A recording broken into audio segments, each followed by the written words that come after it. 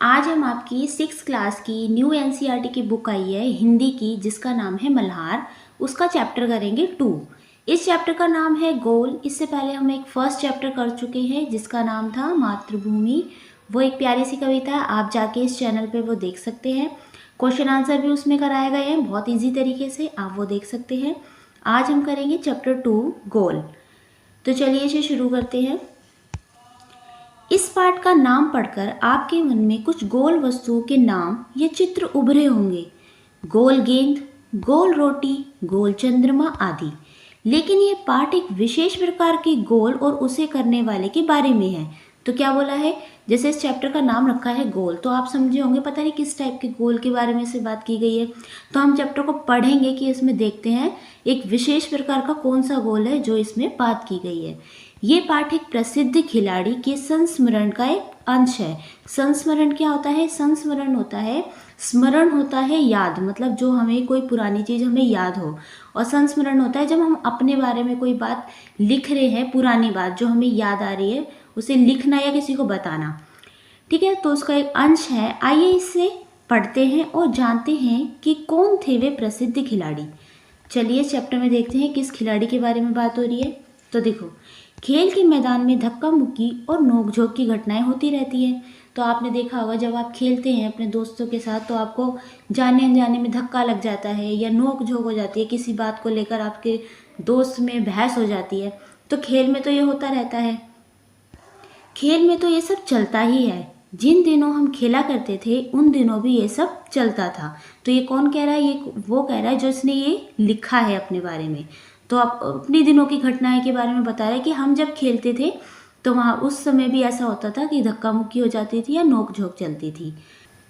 सन 1993 की ये बात है। किसकी तरफ से खेलते थे? वो खेलते थे पंजाब रेजिमेंट की तरफ से। अभी पंजाब रेजिमेंट क्या है? जब भारत पर अंग्रेजों का शासन था तो उनके एक रेजिमेंट थे ब्रिटिश के, तो ये थे पंजाब रेजिमेंट, तो ये उनकी तरफ से खेलते थे। ठीक है, एक दिन पंजाब रेजिमेंट और सैम्पर्स एंड माइनर्स टीम के बीच मुकाबला हो रहा था। किन के बीच में हो रहा था?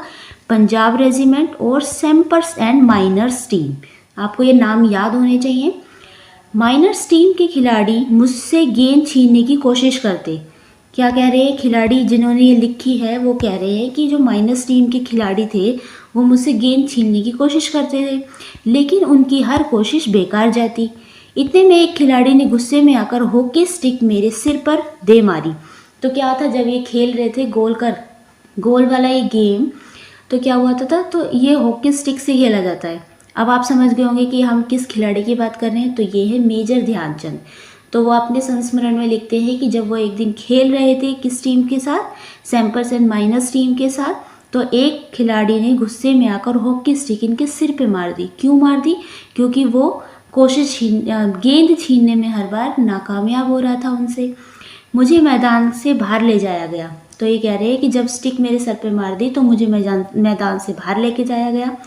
थोड़ी देर बाद मैं पट्टी बांधकर फिर मैदान में आ पहुंचा। आते ही मैंने उस खिलाड़ी की पीठ पर हाथ रखकर कहा, तुम चिंता मत करो, इसका बदला मैं ज़रूर लूँगा। तो क्या कहा? उन्होंने कहा कि उसी आदमी से जिसने उनके सिर पे स्टिक मारी थी, तो उससे कहा तुम चिंता मत करो, इसका बदला मैं लूँगा। अब देखते हैं उन्होंने बदला कैसे लिया। मेरे इतना कहते ही वह खिलाड़ी क्या हुआ? घबरा गया। अब हर समय मुझे ही देखता रहता कि मैं कब उसके सिर पर हॉकी स्टिक मारने वाला हूँ, क्योंकि उन्होंने कहा था ना कि मैं अब बदला लूँगा। तो वो जो खिलाड़ी था वो घबरा गया, सोचा अब मैंने तो स्टिक मारी थी इनके सर पे, तो ये मुझसे बदला लेने के लिए मुझे भी स्टिक मारेंगे। मैंने एक के बाद एक झटपट 6 गोल कर दिए। कितने गोल कर दिए? 6 गोल कर दिए। तो आप देख सकते हैं हॉकी का जो गेम है वो कैसे खेला जाता है। जिसने नहीं देखा है वो जाके यूट्यूब पे सर्च कर सकते हैं या अपने घर में जो भी बड़े बहन भाई हैं उनसे पूछ सकते हैं। ठीक है, खेल खत्म होने के बाद मैंने फिर उस खिलाड़ी की पीठ थपथपाई और कहा, दोस्त, खेल में इतना गुस्सा अच्छा नहीं। तो क्या कह रहे हैं कि मैंने फिर से उसकी पीठ थपथपाई और कहा कि जब कोई गेम हम खेलते हैं तो उसमें इतना गुस्सा करना ठीक नहीं है। मैंने तो अपना बदला ले ही लिया है। अगर तुम मुझे हॉकी नहीं मारते तो शायद मैं तुम्हें 2 ही गोल से हराता। तो क्या कह रहे हैं, मेजर ध्यानचंद जी कह रहे हैं इसमें कि अगर तुम मेरे सर पे हॉकी नहीं मारते ना तो मैं शायद तुम्हें 2 ही गोल से हराता, लेकिन अब उन्होंने कितने गोल से हराया, 6 गोल से। वह खिलाड़ी सचमुच बड़ा शर्मिंदा हुआ। तो देखा आपने मेरा बदला लेने का ढंग। तो आजकल कैसे बदला ले लेते लोग, जैसे अगर उन्होंने स्टिक मारी तो जो आप होते हो तो भी आप भी स्टिक मारना शुरू कर देते हो या लड़ाई झगड़ा शुरू कर देते हो, लेकिन नहीं। तो देखो इसमें आपको सीखने को मिलेगा कि जो मेजर ध्यानचंद जी थे उन्होंने वापस से वही काम नहीं करा जो सामने वाले ने किया। उन्होंने अपना बदला इस तरीके से लिया ताकि सामने वाला देखो कितना शर्मिंदा हो गया और ये जीते भी। सच मानो बुरा काम करने वाला आदमी हर समय इस बात से डरता रहता है कि उसके साथ भी बुराई ही की जाएगी। ये याद रखना, जो बुरा करता है उसके साथ भी क्या कभी अच्छा नहीं होता, बुरा ही होता है।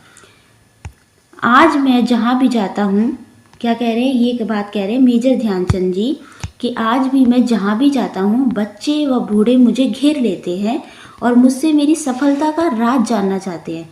तो कह रहे हैं कि जहाँ पे भी मैं जाता हूँ तो जितने भी लोग होते हैं ना वो मेरे आसपास खड़े हो जाते हैं और मुझसे पूछते हैं कि आप हर बार कैसे जीत जाते हैं। मेरे पास सफलता का कोई गुरु मंत्र तो नहीं है। हर किसी से यही कहता कि लगन, साधना और खेल भावना ही सफलता के सबसे बड़े मंत्र हैं। तो उन्होंने अपनी सफलता के हर बार जीत के क्या मंत्र बताए, लगन, यानी कि जो काम कर रहे हो आपको बिल्कुल सच्ची ईमानदारी से करना चाहिए, सच्ची लगन से करना चाहिए। साधना यानी कि जिस भी काम को करने हो उसको एक साधना बना के करो कि मुझे ये काम बहुत अच्छे से करना है। ये नहीं है कि किसी से झूठ बोल के करना है या किसी को कुछ चुरा के करना है, बल्कि अपनी निष्ठा से करना है। और खेल भावना ही सफलता है, यानी कि खेल भावना से खेलना ये नहीं है कि आप खेल रहे हो, आपके टीम में और भी मेंबर्स हैं तो आप उन्हें नीचा दिखा रहे हो, नहीं, एक टीम स्पिरिट होनी चाहिए जिससे आप क्या होते हो, सफलता का सबसे बड़ा ये मंत्र है। आगे देखते हैं। अब इसमें मेजर ध्यानचंद जी अपने बारे में बताते हैं कि मेरा जन्म सन 1904 में प्रयाग के एक साधारण परिवार में हुआ। कब हुआ था, 1904 में प्रयाग में। प्रयाग कहाँ पर है, यह है यूपी यानी कि उत्तर प्रदेश में है। तो वहाँ पे हुआ था एक साधारण से परिवार में। बाद में हम झांसी आकर बस गए। अब ये झांसी कहाँ है, ये झांसी भी यूपी में ही है, उत्तर प्रदेश में। 16 साल की उम्र में मैं फर्स्ट ब्राह्मण रेजिमेंट में एक साधारण सिपाही के रूप में भर्ती हो गया। तो कहता है जब उनकी उम्र 16 साल थी, जब वो 16 ईयर्स के थे, तो वहाँ पे एक रेजिमेंट था, क्योंकि ब्रिटिश जब सरकार थी तो उनके रेजिमेंट चलते थे। तो उन्होंने तो ये उसमें फर्स्ट ब्राह्मण रेजिमेंट में क्या थे, एक सिपाही के रूप में भर्ती हुए थे, एक सैनिक के रूप में। मेरी रेजिमेंट का हॉकी खेल में काफ़ी नाम था। तो जहाँ पे वो भर्ती हुए थे ना, तो आसपास के जितने भी लोग थे उनके रेजिमेंट में, जितने भी सिपाही थे वो जानते थे कि ये हॉकी खेलते हैं बहुत अच्छी। पर खेल में मेरी कोई दिलचस्पी नहीं थी। क्या कह रहे हैं कि मुझे खेलना इतना पसंद नहीं था। उस समय हमारी रेजिमेंट के सूबेदार मेजर तिवारी थे। सूबेदार कौन होते हैं, जो उनके बड़े जो अफसर थे, तो वो कौन थे, मेजर तिवारी थे। वे बार बार मुझे हॉकी खेलने के लिए कहते। तो क्या था, वो बार बार इनसे हॉकी खेलने के लिए कहते थे। हमारी छावनी में हॉकी खेलने का कोई निश्चित समय नहीं था। छावनी क्या होती है, छावनी होती है जहाँ पे वो सैनिक रहते हैं, जैसे जहाँ पे वो रहते हैं ना, सैनिक रहने की जो जगह होती है जहाँ पे वो अपनी ट्रेनिंग भी करते हैं, रहते भी है, खाना पीना सब करते हैं, वो क्या है, छावनी कहते हैं उस जगह को। तो कह रहे कि वहाँ पे हॉकी खेलने का कोई निश्चित समय नहीं था, मतलब कोई एक्यूरेट टाइम नहीं था कि आप इस टाइम से इस टाइम तक खेलेंगे, आप कभी भी खेल सकते हैं। सैनिक जब चाहे मैदान में पहुंच जाते और अभ्यास यानी कि ट्रेनिंग शुरू कर देते। उस समय तक मैं एक नौसिखिया खिलाड़ी था। नौसिखिया क्या होता है, नौसिखिया होता है जो नया नया सीखने वाला हो, ठीक है। जैसे जैसे मेरे खेल में निखार आता गया, यानी कि जैसे जैसे वो अच्छा खेलने लगे, वैसे वैसे मुझे तरक्की भी मिलती गई। सन 1936 में बर्लिन ओलंपिक में मुझे कप्तान बनाया गया। तो क्या था, तो जब 1936 में बर्लिन ओलंपिक हुआ हॉकी का, तो इन्हें क्या बनाया गया, उसमें इन्हें कैप्टन बनाया गया। किसको, मेजर ध्यानचंद जी को। उस समय मैं सेना में लॉन्स नायक था, यानी कि लॉन्स नायक उस समय कोई बड़ी पोस्ट थी सेना में, तो ये वो थे।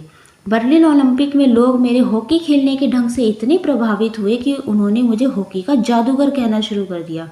क्या कहा, हॉकी का जादूगर। वो इतना अच्छा खेल रहे थे कि आसपास के सारे लोगों ने देख के हैरान रह गए और उनका नाम क्या रख दिया, हॉकी का जादूगर। इसका ये मतलब नहीं कि सारे गोल मैं ही करता था।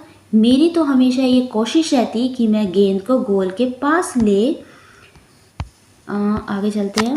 देखो, पास ले जाकर अपने किसी साथी खिलाड़ी को दे दूं ताकि उसे गोल करने का श्रेय मिल जाए। क्या कह रहे हैं? कह रहे हैं कि हर गोल, सारे गोल मैं ही नहीं करता था। मैं क्या करता था, जो बॉल लाकर, क्या एक दूसरे की टीम होती थी, जैसे पाले होते हैं ना, ऐसे होते थे, तो कहते थे कि मैं लाके और एक दूसरे की टीम, जो पाले में अपनी गेंद डालनी होती है हॉकी में, तो क्या होता था, मैं हॉकी से लेकर आता था गेंद और सारे गोल मैं ही नहीं करता था, अपने किसी साथी खिलाड़ी को दे देता था ताकि वो गोल कर ले और उसे भी क्या हो, जीत का श्रेय मिल सके। तो ये क्या होती है, एक टीम भावना है, टीम स्पिरिट है कि वो अकेले नहीं आगे बढ़ते थे, अपनी पूरी टीम को लेकर आगे बढ़ते थे। अब देखो, इसमें एक पिक्चर दिखाई गई है जो कि ये हॉकी खेलने का दिख रहा है इस तरीके से। ये उस समय की है जब वो ओलंपिक बर्लिन, देखो भारतीय हॉकी टीम 1936 के बर्लिन ओलंपिक में जीत दर्ज की। ये भारतीय हॉकी टीम है, कब की है, 1936 की। देखो कितनी पुरानी पिक्चर है। आगे चलते हैं।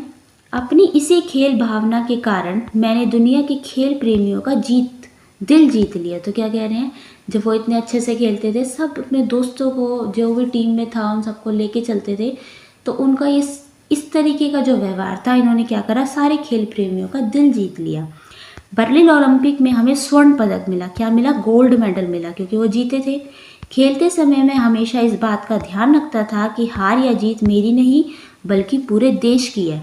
तो क्या कह रहे हैं कि मैं इस चीज़ का बहुत ध्यान रखता था कि अगर मैं हार रहा हूँ तो केवल मैं ही नहीं हार रहा, मेरी पूरी टीम हार रही है, बल्कि मेरा पूरा देश हार रहा है। ठीक है, तो इस तरीके से भी खेलते थे। देखो कितनी अच्छी उन्होंने अपने बारे में बात बताई है, वो कितने महान थे और कैसे खेलते थे। अब ये कौन है? ये है मेजर ध्यानचंद जी, ये उन्होंने लिखा है। इनके बारे में पढ़ लेते हैं। देखो, ये है लेखक परिचय। पहले देख लेते हैं, इनका जन्म यहाँ लिखा है 1905 में इनका जन्म हुआ था और 1979 में कब हुआ था, इनकी डेथ हुई थी। लेखक से परिचय। यदि कोई खिलाड़ी अपनी आत्मकथा का नाम गोल रखे तो इस नाम को पढ़कर इतना तो तुरंत समझ में आ जाता है कि उसे खेल से कितना प्यार रहा होगा। तो क्या कह रहे हैं कि जिसने अपनी आत्मकथा क्या होती है, जो अपने बारे में लिखी जाती है।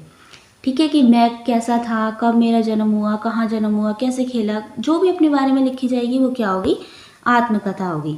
तो उन्होंने क्या लिखा, उन्होंने अपनी आत्मकथा का नाम गोल लिखा। तो इससे पता लग सकता है कि उन्हें खेल से कितना प्यार था। जी हाँ, वे अमर खिलाड़ी हैं। हॉकी के जादूगर कहे जाने वाले मेजर ध्यानचंद इतने महान कि भारत उनके जन्मदिन को राष्ट्रीय खेल दिवस के रूप में मनाता है। कैसे मनाता है? राष्ट्रीय खेल दिवस। तो ये हमारा जो खेल दिवस है किसके नाम के ऊपर मनाया जाता है? आपको ये बात पता होनी चाहिए, मेजर ध्यानचंद की नाम के ऊपर। ठीक है,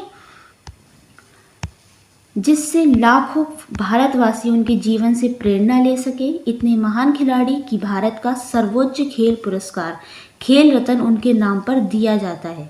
तो एक खेल रत्न पुरस्कार दिया जाता है, वो भी किनके नाम पे है? मेजर ध्यानचंद जी के नाम पे है। जो भी अपने खेल में अच्छा करता है उसको जो पुरस्कार दिया जाता है वो इनके ही नाम पे दिया जाता है। ठीक है, तो कितने महान खिलाड़ी है, इनके बारे में आप और भी पढ़ सकते हैं। ठीक है, आगे चलते हैं। अब इसमें क्वेश्चन आंसर दे रखे हैं। सबसे पहले है पाठ से, मेरी समझ से। इसमें क है, नीचे दिए गए प्रश्नों का सटीक उत्तर कौन सा है, उसके सामने तारा या स्टार बनाइए। अब आपको नीचे कुछ क्वेश्चन दिए हुए हैं, उसके आगे आपको स्टार बनाना है। देखो फर्स्ट है इसमें, दोस्त खेल में इतना गुस्सा अच्छा नहीं, मैंने तो अपना बदला ले ही लिया है। अगर तुम मुझे हॉकी नहीं मारते तो शायद मैं तुम्हें 2 ही गोल से हराता। मेजर ध्यानचंद की इस बात से उनके बारे में क्या पता चलता है? तो आपको सही आंसर बताना है इसमें। क्या वे अत्यंत क्रोधी थे? वे अच्छे ढंग से बदला लेते थे? उन्हें हॉकी से मारने पर वे अधिक गोल करते थे? वे जानते थे कि खेल को सही भावना से खेलना चाहिए। तो इसका आंसर हो जाएगा आपका 4। क्यों? वे जानते थे कि खेल को सही भावना से खेलना चाहिए। इसके आगे हमने ये स्टार बना दिया। क्वेश्चन दूसरा है इसमें, लोगों ने मेजर ध्यानचंद को हॉकी का जादूगर कहना क्यों शुरू कर दिया? तो इसमें ऑप्शन दिया है। इसमें फर्स्ट है, उनके हॉकी खेलने के विशेष कौशल के कारण, उनकी हॉकी स्टिक की अनोखी विशेषताओं के कारण, हॉकी के लिए उनके विशेष लगाव के कारण, या उनकी खेल भावना के कारण। तो इसका आंसर हो जाएगा आपका फर्स्ट, हॉकी खेलने के विशेष कौशल के कारण, कि उन्हें हॉकी खेलने का एक विशेष कौशल आता था। ठीक है, इसके आगे हमने स्टार बना दिया। अब ख है इसमें, आप अपने मित्रों के साथ चर्चा कीजिए कि आपने यही उत्तर क्यों चुने। तो हमने इसलिए चुने, देखो क का मैंने फर्स्ट का जो आंसर है, हमने फर्स्ट आंसर इसलिए चुना, देखो मैंने यहाँ लिखा है इसका, हमने पहले प्रश्न का उत्तर इसलिए चुना क्योंकि अधिकतर खेल में धक्का मुक्की या नोकझोंक होने पर लोग अपना संतुलन खो देते हैं और इस कारण खेल पर केंद्रित नहीं रख पाते। तो खेल पे क्या होता है, जब लड़ाई हो जाती है तो वो खेल पे जो है ना अपना कंसंट्रेशन नहीं रख पाते, वो उनका बिगड़ जाता है और हार का सामना करना पड़ता है। विरोधी टीम इसी प्रकार दूसरी टीम का ध्यान भटकाती है। ठीक है, इसका आंसर मैंने ये लिखा है। सेकंड है, सेकंड का आंसर मैंने फर्स्ट वाला क्यों चूज़ किया है, इसका हमने लिखा है, हमने दूसरे प्रश्न का यह उत्तर इसलिए चुना क्योंकि खेल देखने वाले को ऐसा लगता था मानो गेंद उनकी हॉकी स्टिक से चिपक गई हो और वे गोल पे गोल करते रहे। तो ये उनका कौशल था, लोगों को लगता था कि जो बॉल है वो उनकी हॉकी स्टिक से चिपक गई है, वो इस तरीके से खेलते थे। ठीक है, नेक्स्ट है मिलकर करें मिलान। पाठ में से चुनकर कुछ शब्द नीचे दिए गए हैं, अपने समूह में इन पर चर्चा कीजिए और इन्हें इनके सही अर्थों या संदर्भों से मिलाइए। इसके लिए आप शब्दकोश, इंटरनेट या अपने शिक्षकों की सहायता भी ले सकते हैं। तो देखो, एक तरफ लिखे हैं शब्द, एक तरफ है उनके अर्थ या संदर्भ। फर्स्ट है लॉन्स नायक। लॉन्स नायक क्या है, इसमें लिखा है फर्स्ट, भारतीय सेना का एक पद है या रैंक है। जो भारतीय सेना है उसमें एक पद या उनका रैंक है, उसे क्या कहते हैं, लॉन्स नायक। सेकंड है बर्लिन ओलंपिक। तो मैंने लिखा है यहाँ पे, ये है सेकंड। वर्ष 1936 यानी 1936 में जर्मनी के बर्लिन शहर में आयोजित ओलंपिक खेल प्रतियोगिता जिसमें 49 या 49 देशों ने भाग लिया था। ठीक है, थर्ड है पंजाब रेजिमेंट। ये मैंने यहाँ लिख दिया थर्ड। स्वतंत्रता से पहले अंग्रेजों की भारतीय सेना का एक दल, क्या था, स्वतंत्रता यानी कि जब हमें आज़ादी मिली थी उससे पहले अंग्रेजों की भारतीय सेना का एक दल था जिसे क्या कहते हैं, पंजाब रेजिमेंट का उसका नाम था। फोर्थ है इसमें सेम्पर्स एंड माइनर्स टीम। तो यहाँ आ जाएगा फोर, अंग्रेजों के समय का एक हॉकी दल। तो जो अंग्रेज से ब्रिटिश थे उनका एक हॉकी का टीम थी, दल यानी टीम थी। फिफ्थ है सूबेदार। ये है यहाँ पे फिफ्थ का आंसर, फर्स्ट यहाँ लिख दिया मैंने फिफ्थ। सूबेदार कौन है, स्वतंत्रता से पहले सूबेदार भारतीय सैन्य अधिकारियों का दूसरा सबसे बड़ा पद था। कौन सा था, दूसरा सबसे बड़ा पद था भारतीय सैन्य अधिकारी, जो सैनिक थे उनके अधिकारी का। सिक्स है छावनी। ये लिख दिया मैंने यहाँ 6, सैनिकों के रहने का क्षेत्र, जहाँ पे सैनिक या अपनी आर्मी रहती थी उस क्षेत्र को क्या कहते हैं, छावनी। इस तरीके से हमने इसको मैचिंग कर दिया। नेक्स्ट है अब आपका पंक्तियों पर चर्चा करें। चुनकर कुछ पंक्तियां नीचे दी गई हैं, इन्हें ध्यान से पढ़िए और इन पर विचार कीजिए। आपको इनका क्या अर्थ समझ में आया, अपने विचार कक्षा में अपने समूह में साझा कीजिए और अपनी लेखन पुस्तिका में भी लिखिए। तो इसमें क है, बुरा काम करने वाला आदमी हर समय इस बात से डरता रहता है कि उसके साथ भी बुराई की जाएगी। तो इस लाइन से आपको क्या समझ में आता है, आपको वो लिखना है। जैसे क का आंसर मैंने यहाँ लिखा है, हॉकी खेलते समय सेम्पर्स एंड माइनर्स टीम के एक खिलाड़ी ने ध्यानचंद के सिर पर जोर से हॉकी स्टिक से वार किया। उनके सिर से खून आना शुरू हो गया, उन्हें मैदान से बाहर जाकर पट्टी बंधवानी पड़ी। वापस आकर उन्होंने उस खिलाड़ी से कहा, मैं इसका बदला जरूर लूँगा। ये सुनकर वह खिलाड़ी घबरा गया और उसका ध्यान खेल से भटक गया। बुरा करने वाला डरता है क्योंकि अधिकतर बुरा ही करने वालों के साथ दूसरे भी बुरा ही करते हैं। तो इस बात से हमें ये लाइन जो है हमें इस बात से समझ में आई है और हमने ये लिखा है। ख क्या है इसमें, मेरी तो हमेशा ये कोशिश रहती है कि मैं गेंद को गोल के पास ले जाकर अपने किसी साथी खिलाड़ी को दे दूं ताकि उसे गोल करने का श्रेय मिल जाए। अपनी इसी खेल भावना के कारण मैंने दुनिया के खेल प्रेमियों का दिल जीत लिया। तो ये मेजर ध्यानचंद जी कहते हैं। अब इस बात से आपको क्या समझ में आया, तो देखो ख का आंसर ये है, किसी भी खेल में जीत तभी मिलती है जब पूरी टीम मिलकर टीम भावना के साथ खेले। एक दूसरे का सहयोग बहुत आवश्यक है। ध्यानचंद तो गोल करने का श्रेय स्वयं न लेकर गेंद को गोल के पास ले जाकर अपने किसी साथी खिलाड़ी को दे देते थे। यह कोई साधारण बात नहीं है, ये उनका बड़प्पन था। अपने इसी गुण के कारण वे खेल प्रेमियों के प्रिय बन गए। तो क्या है, लोग उन्हें ज़्यादा पसंद करने लगे क्योंकि वो पूरी टीम को साथ लेके चलते थे। उनके मन में ये नहीं था कि सारे गोल मैं ही कर लूँ और मैं ही सबसे आगे रहूँ। ठीक है, नेक्स्ट है सोच विचार के लिए। संस्मरण को एक बार फिर से पढ़िए और निम्नलिखित के बारे में पता लगाकर अपनी लेखन पुस्तिका में लिखिए। क है इसमें क्वेश्चन, ध्यानचंद की सफलता का क्या रहस्य था? तो उनकी सफलता का रहस्य था लगन, साधना और खेल भावना से खेलना ही ध्यानचंद की सफलता का मूल मंत्र था। ख क्वेश्चन है इसमें, किन बातों से ऐसा लगता है कि ध्यानचंद स्वयं से पहले दूसरों को रखते थे? तो इसका आंसर ये है, ध्यानचंद स्वयं से पहले दूसरों को रखते थे। गेंद उनकी हॉकी स्टिक से मानो चिपक जाती थी और वे गेंद को गोल के पास ले जाकर अपने किसी साथी को देने का प्रयत्न करते थे। प्रयत्न यानी कोशिश करते थे। इस प्रक्रिया में वे ज़्यादातर सफल हो जाते थे। तो इससे पता लगता था कि वे स्वयं से पहले दूसरों को रखते थे, कि अपनी पूरी टीम को साथ लेके चलते थे। ठीक है, उनके मन में ऐसा नहीं था कि मैं ही आगे रहूँ। नेक्स्ट है संस्मरण की रचना। उन दिनों में पंजाब रेजिमेंट की ओर से खेला करता था। इस वाक्य को पढ़कर ऐसा लगता है मानो लेखक आपसे यानी पाठक से अपनी यादों को साझा कर रहा है। ध्यान देंगे तो इस पाठ में ऐसी और भी अनेक विशेष बातें आपको दिखाई देंगी। इस पाठ को एक बार फिर से पढ़िए। तो इसमें फर्स्ट क्वेश्चन उन्होंने पूछा है, अपने अपने समूह में मिलकर इस संस्मरण की विशेषताओं की सूची बनाइए। अब जो चैप्टर आपने पढ़ा है उसमें आपको कौन कौन सी विशेषताएं लगती हैं संस्मरण के बारे में, वो आपको यहाँ लिखनी है। अब जैसे मैंने इसका आंसर लिखा है यहाँ पे क, तो जो विशेषताएं मुझे लगती है मैंने वो लिखी हैं। खेल के मैदान में धक्का मुक्की और नोक झोंक की घटनाएं होती रहती हैं। जिन दिनों हम खेला करते थे उन दिनों भी ये सब चलता था। इतने में एक खिलाड़ी ने गुस्से में आकर हॉकी स्टिक मेरे सिर पर दे मारी। मुझे मैदान से बाहर ले जाया गया। मैदान में वापस पहुंचकर मैंने उस खिलाड़ी की पीठ पर हाथ रखकर कहा, तुम चिंता मत करो, इसका बदला मैं जरूर लूँगा। मेरे इतना कहते ही वह खिलाड़ी घबरा गया। आज मैं जहाँ भी जाता हूँ बच्चे व बूढ़े सभी मुझसे मेरी सफलता का राज जानना चाहते हैं। तो ये कौन कह रहा है? ये कह रहे हैं मेजर ध्यानचंद जी। बर्लिन ओलंपिक में हमें स्वर्ण पदक मिला।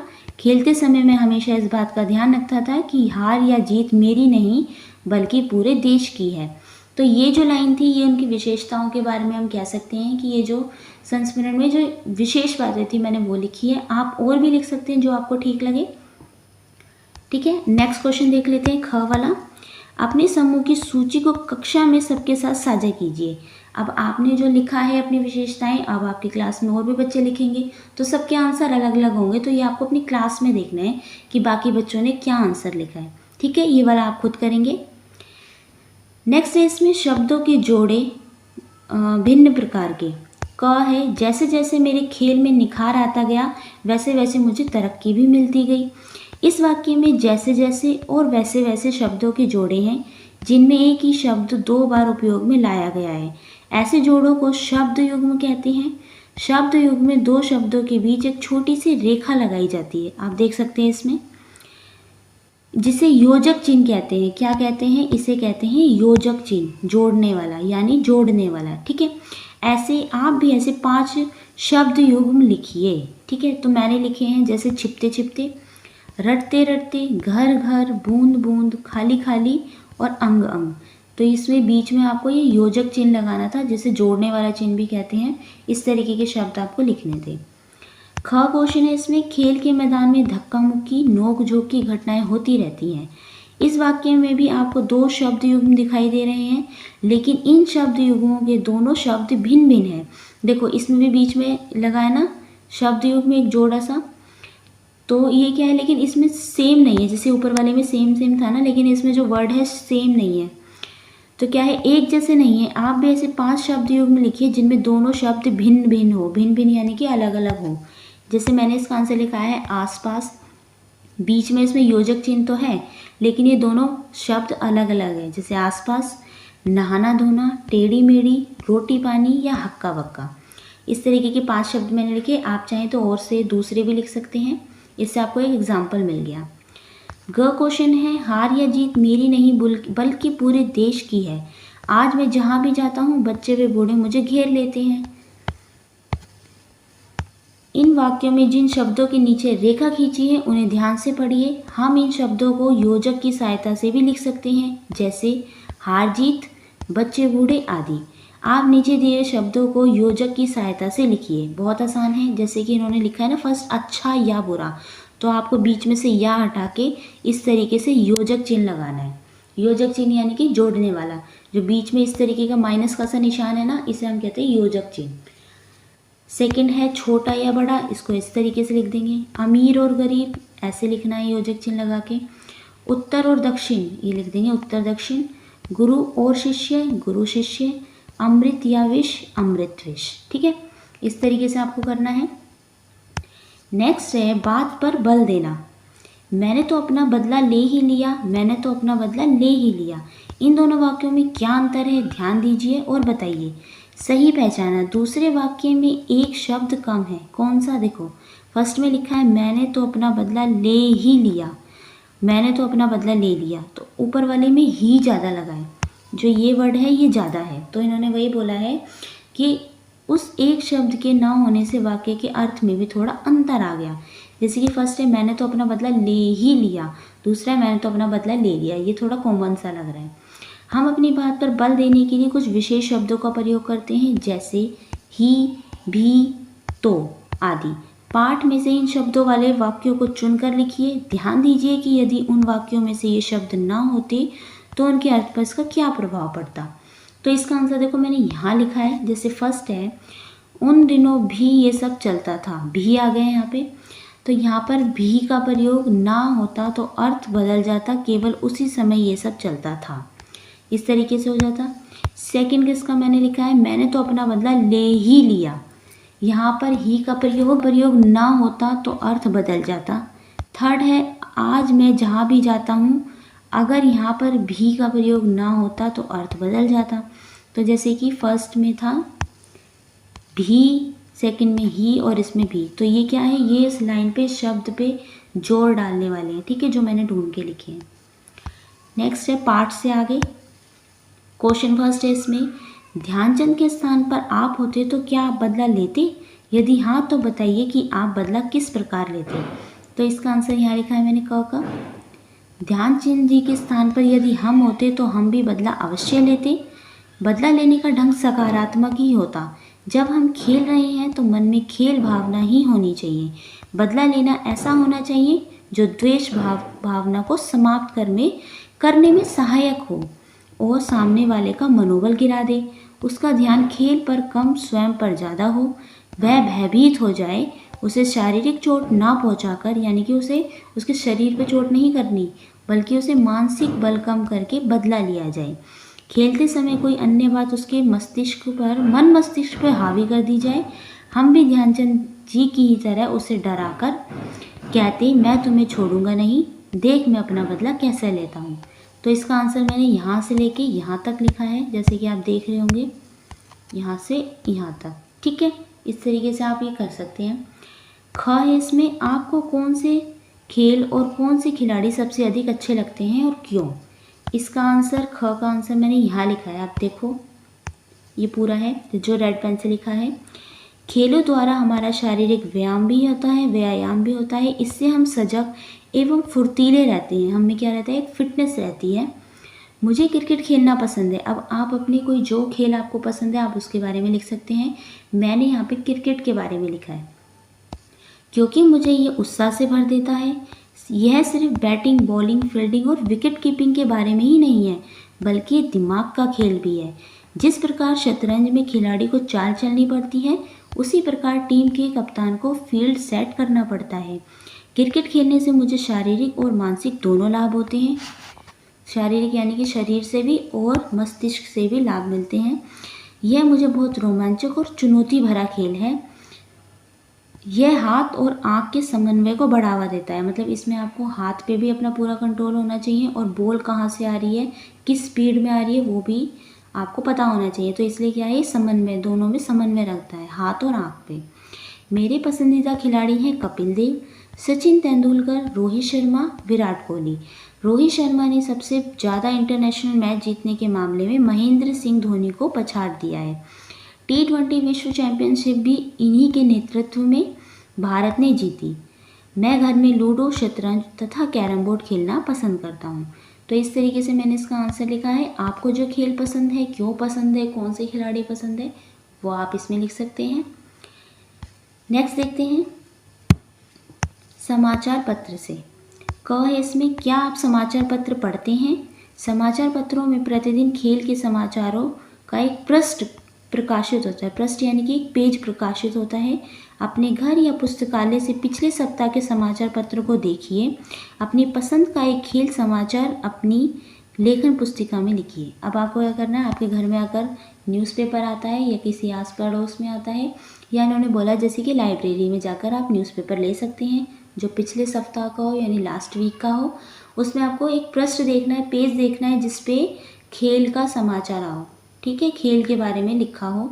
तो उसमें आपको क्या करना है, अपनी पसंद का एक खेल समाचार अपनी लेखन पुस्तिका में लिखना है कि उस खेल के बारे में क्या लिखा है, ठीक है। ये को आप खुद करेंगे। ख देखते हैं इसमें। मान लीजिए आप एक खेल संवाददाता हैं। खेल संवाददाता यानी कि जो खेल के बारे में पूरी जानकारी रखते हो, जो बताते हो, और किसी खेल का आंखों देखा प्रसारण कर रहे हैं। अपने समूह के साथ मिलकर कक्षा में उस खेल का आंखों देखा हाल प्रस्तुत कीजिए। संकेत है, आप देखो इन्होंने संकेत के रूप में क्या दिया है। इस कार्य में आप आकाशवाणी या दूरदर्शन पर प्रसारित होने वाले खेल प्रसारणों की कमेंट्री की शैली का उपयोग कर सकते हैं। बारी बारी से प्रत्येक समूह कक्षा के सामने डेस्क या कुर्सी पर बैठ जाएगा और 5 मिनट के लिए किसी खेल के सजीव प्रसारण की कमेंट्री का अभिनय करेगा। तो आपने देखा होगा जब मैच आता है तो पीछे कमेंट्री करी जाती है कि आप फील्ड पे आ रहे हैं, ये वाले खिलाड़ी इतनी स्पीड से मारा, आपने सुनते होंगे आप। तो आपको इस तरीके की ही किसी गेम की जो आपको पसंद है उसकी कमेंट्री करनी है। तो ये आप अपनी क्लास में करेंगे, ठीक है। ये क्वेश्चन आपको खुद करना है अपनी क्लास में। नेक्स्ट है डायरी का प्रारंभ। डायरी का प्रारंभ, अब इसमें देखते हैं डायरी कैसे लिखनी है। देखो, कुछ लोग प्रतिदिन थोड़ी थोड़ी बातें किसी स्थान पर लिख लेते हैं जो वे सोचते हैं या जो उनके साथ हुआ उस दिन, या जो उन्होंने देखा उसे ईमानदारी से लिख लेते हैं। जैसे कि जो उस दिन हुआ या कोई इम्पोर्टेंट चीज़ थी तो क्या होता है, वो लिख लेते हैं किसी एक जगह पे या टाइप कर लेते हैं। इसे डायरी लिखना कहते हैं। तो आपको पता होना चाहिए डायरी लिखना क्या कहते हैं। अगर हम प्रतिदिन की थोड़ी थोड़ी बातें किसी स्थान पे लिख ले, या उस दिन क्या हमारे साथ घटा, बिल्कुल एज इट इज़ लिखनी है, उसमें कोई बनावटी नहीं होनी चाहिए, जैसा हुआ वैसा ही लिखना है। तो ये क्या होता है, ये होता है डायरी लिखना। क्या आप भी अपने मन की बातों और विचारों को लिखना चाहते हैं? यदि हाँ, तो आज से ही प्रारंभ कर दीजिए। प्रारंभ यानी कि आज से ही शुरू कर दीजिए। कैसे करना है आपको, देखो, आप जहाँ लिखेंगे वह माध्यम चुन लीजिए। आप किसी लेखन पुस्तिका में या ऑनलाइन मंचों पर लिख सकते हैं। या तो आप अपनी कॉपी में लिख सकते हैं, जैसे आपकी डायरी हो उसमें लिख सकते हैं, या ऑनलाइन मंचों पर भी लिख सकते हैं। आप प्रतिदिन कुछ दिनों में एक बार या जब कुछ लिखने का मन करे तब लिख सकते हैं। या तो आप कई दिन हो जाए तब लिख सकते हैं, या जब भी आपका मन करे तब लिख सकते हैं। शब्दों या वाक्यों की कोई सीमा नहीं है, चाहे 2 वाक्य हों या 2 पृष्ठ। आप जो मन में आए उसे उचित और शालीन शब्दों में लिख सकते हैं। यानी कि आप चाहे आपके मन में 2 वाक्य आए, 2 शब्द आए, आप वो लिख सकते हैं, या 2 पृष्ठ या 2 पेज भर के भी लिख सकते हैं। यह आपके ऊपर डिपेंड करता है कि आपको कितना लिखना है, ठीक है। इस तरीके से आप डायरी लिख सकते हैं। नेक्स्ट एक पहेली दी हुई है। आज की पहेली क्या है, देखो, यहाँ एक रोचक पहेली दी गई है। इसमें आपको 3 खिलाड़ी दिखाई दे रहे हैं। आपको पता लगाना है कि कौन से खिलाड़ी द्वारा गोल किया जाएगा। अब चलिए देखते हैं। देखो, यहाँ पे 3 बच्चे हैं। अब आपको बताना है कि तीनों में से कौन गोल करेगा। तो ये तो है हमारा गोल पोस्ट, यहाँ पे इसके नेट के अंदर जो जाएगा ये है हमारा गोल पोस्ट। अब देखते हैं कौन सा बच्चा करेगा। तो देखो, ये जो लड़की है जिसकी ग्रीन बॉल है, यहाँ से सीधा रास्ता होता हुआ हमारे गोल पोस्ट तक ही जा रहा है। देखो, ये होगी पहली सॉल्व। तो यानी कि ये वाली बच्ची क्या करेगी, गोल पोस्ट। नेक्स्ट है झरोके से। आपने भारत के राष्ट्रीय खेल हॉकी के बारे में बहुत कुछ बातें की होंगी। अब हम हॉकी जैसे ही अनोखे खेल के बारे में पढ़ेंगे जिसे आप जैसे लाखों बच्चे अपने गली मोहल्ले में खेलते हैं। इस खेल का नाम है डांडी या गोथा। देखते हैं कौन सा गेम है। देखो, डांडी या गोथा, यह भील भिलाला बच्चों का खेल है। डांडी और गोथा शब्द का अर्थ एक ही है, खेलने की हाथ लकड़ी देखा जाए तो ये खेल काफ़ी कुछ हमारे राष्ट्रीय खेल हॉकी के जैसा है। अंतर बस इतना है कि हॉकी में गोल करने के लिए गोल पोस्ट होते हैं, जबकि इस खेल में ऐसा कोई निर्धारण नहीं है। दूसरा अंतर यह है कि ये भील भिलाला बच्चों की यह गेंद हॉकी की अपेक्षा एकदम साधारण होती है। ये बांस की बनी होती है। तो क्या है, ये ज़्यादातर जो भील के जो कबीले में जो बच्चे रहते हैं उस तरीके के ये खेला जाता है गेम। इसका नाम क्या है, डांडी या गोथा, दोनों एक ही है। तो ये क्या है, इन्होंने कहा है कि हमारा जो राष्ट्रीय खेल है हॉकी, ये उससे मिलता जुलता है। जैसे कि अगर हम देखें तो इनकी स्टिक दिख रही है आपको, ये है थोड़ी बहुत हॉकी जैसी ही मिलती है, लेकिन उन्होंने क्या बोला है, इसमें एक अंतर है कि इसकी जो बांस की बनी होती है, क्या गेंद जो होती है बांस की बनी होती है, जो हॉकी होती है वो भी बांस की बनी होती है, और गेंद ज़्यादा अच्छी नहीं होती, एकदम साधारण होती है। और इसमें क्या है, गोल करने के लिए गोल पोस्ट भी नहीं होते हैं। नेक्स्ट है खेल सामग्री। अब इसमें खेल सामग्री क्या क्या है, देखो फर्स्ट है इसमें बांस के गुट्टे की गेंद, जिसे दुईत कहते हैं, वो होती है क्या है, बांस के गुट्टे की गेंद। तो गेंद भी कैसी होती है, बांस की। सेकंड है गोथा, यानी अंग्रेजी के एल अक्षर की तरह नीचे से मुड़ी हुई बांस की डंडियाँ, जैसे कि इसमें दिखाया हुआ ये एल शेप की तरह, इस तरीके की डंडियाँ होती हैं। थर्ड है राख से खेल के मैदान में सीमांकन करना और घेरे के भीतर एक छोटा सा वृत्त बनाना। अब राख से कैसे, जैसे जो लकड़ी जली होती है, अगर आप उसे बुझा दो तो आगे से वो काली सी हो जाती है, तो उससे क्या करना है, सीमांकन करना है, मतलब जहाँ पे आप खेलेंगे वहाँ पे एक लाइन खींच देना और एक छोटा सा वृत्त भी यानी गोला भी उसी से बनाना है राख से। कैसे खेलना है गेम, तो इसमें बताया हुआ है। वैसे तो इसे चाहे जितने खिलाड़ी खेल सकते हैं, मगर दोनों दलों में कम से कम दो दो खिलाड़ी हों। तो इन्होंने बोला कितने भी बच्चे खेल सकते हैं, लेकिन कम से कम दो दो जने तो जरूर होने चाहिए। सेकंड है टॉस करना। टॉस जीतने वाला दल खेल प्रारंभ करेगा, तो जो टॉस जीतेगा वो खेल शुरू करेगा। थर्ड है गेंद को छोटे घेरे या वृत्त में रखना है। तो ये छोटा सा सर्कल बना रखा है, अगर आपको दिख रहा हो पिक्चर में, तो वहाँ पे इन्होंने गेंद रखी है। हमला करने वाले दल के खिलाड़ी खेल प्रारंभ होते ही बॉल को पीटते हुए बचाव दल के दायरे में दूर तक ले जाना चाहते हैं। तो क्या बोला है, जो खिलाड़ी हमला करते हैं मतलब बॉल के ऊपर, तो वो क्या करते हैं, उस बॉल को पीटते हुए बचाव दल के दायरे से, तो जो दूसरी टीम है उससे, उस टीम से बचाते हुए उससे दूर लेके जाते हैं। फोर्थ है दोनों दलों के एक एक खिलाड़ी अपनी अपनी तरफ की डी में खड़े रहते हैं। वे प्रयास करते हैं कि गेंद रेखा पार ना करे। तो वो वहाँ खड़े रहते हैं एक लाइन के पीछे, और वो प्रयास करते हैं कि जो गेंद है वो क्या करे, सर्कल जो रेखा उन्होंने खींची थी उसको पार ना करे। फिफ्थ है खिलाड़ी डांडी या गोथा के दोनों ओर से खेल सकते हैं, जबकि ऐसी सुविधा हॉकी के खेल में नहीं है। तो ये दोनों तरफ से खेले जा सकता है, लेकिन हॉकी में ऐसा नहीं है। सिक्स है बाकी सारा खेल हॉकी के खेल के समान होता है। प्रश्न उठता है कि इस खेल में गोल पोस्ट नहीं होते, यानी कि गोल करने का मामला नहीं बनता, तो हार जीत का निर्णय कैसे किया जाता है। तो इसमें हार जीत कैसे होती है, तो इसका उत्तर है जो दल गेंद को अधिक से अधिक बार विरोधी दल के पाले में ढकेलता है वही बलवान है और इसीलिए विजयी भी है। तो क्या है, दो टीम हो गई, एक यहाँ एक यहाँ। तो जो एक टीम जो खेल रही है और अपोजिट टीम के पाले में अगर आपने गेंद पहुंचा दी तो आप जीत गए, और जो जितनी बार अपोजिट टीम के पाले में गेंद पहुंचा देगा वही विजेता होगा, वही जीत जाएगा, क्योंकि इसमें गोल पोस्ट नहीं होता हॉकी की तरह।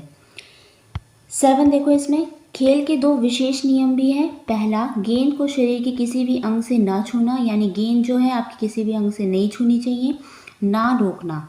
दूसरा, गेंद को हवाई शॉट ना मारना और ना उसे हवा में शॉट खेलकर साथी खिलाड़ी के पास देना, यानी कि आपको जो गेंद है हवा में शॉट नहीं मारना जैसे कि क्रिकेट में मारा जाता है, बल्कि गेंद जो है ज़मीन से ही टच करते रहनी चाहिए। बाकी लकड़ी से आप गेंद को रोक सकते हैं या हिट कर सकते हैं। आगे जैसे कि बता चुके हैं, जो दल बीच की रेखा को पार करके विरोधी दल के क्षेत्र में अधिक से अधिक दबाव या प्रवेश बनाए रखता है वही विजय होता है।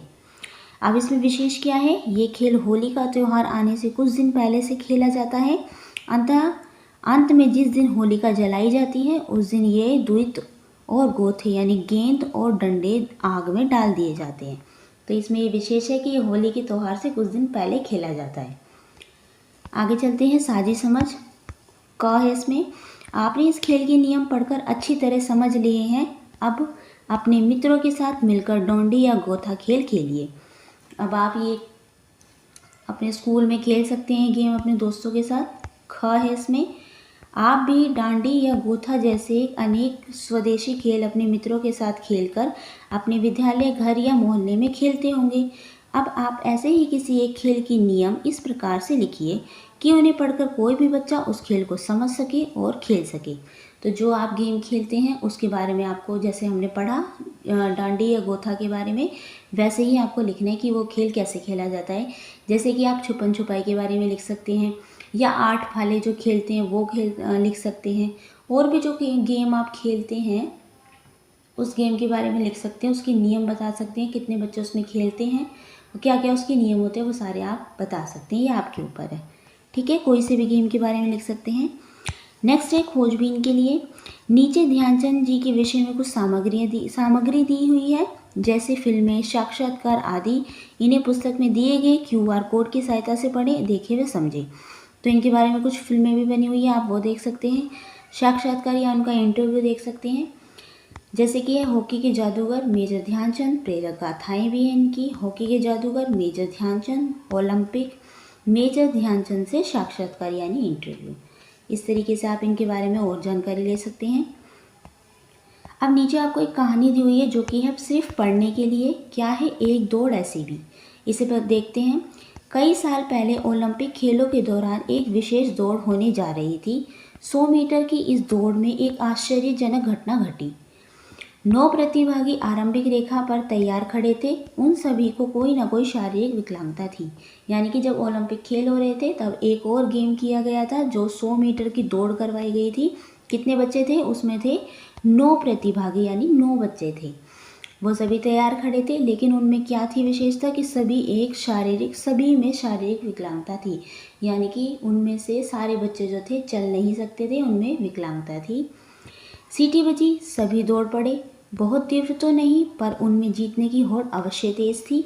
सभी जीतने की उत्सुकता के साथ आगे बढ़े। बस एक छोटे से लड़के को छोड़कर तभी छोटा लड़का ठोकर खाकर लड़खड़ाया गिरा और रो पड़ा।